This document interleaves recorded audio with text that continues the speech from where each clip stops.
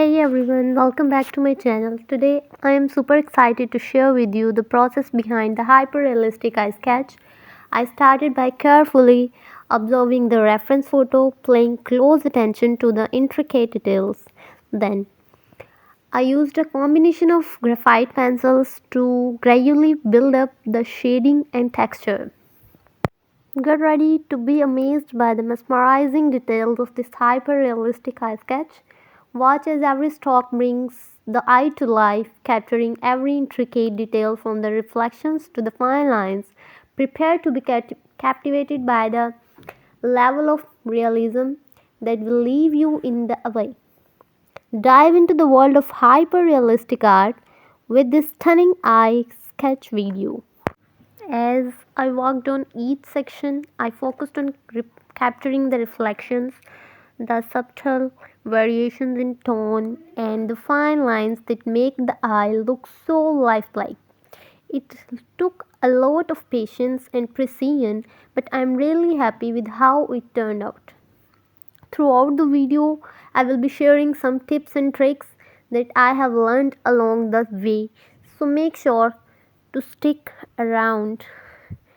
And if you have any questions or suggestions, feel free to drop them in comments below. So without further ado, let's dive into the mesmerizing world of the hyper-realistic art and watch this eye sketch come to the life.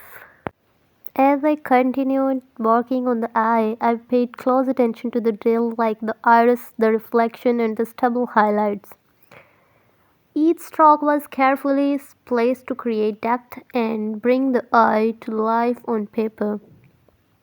One of the techniques I used to achieve a realistic look was layering.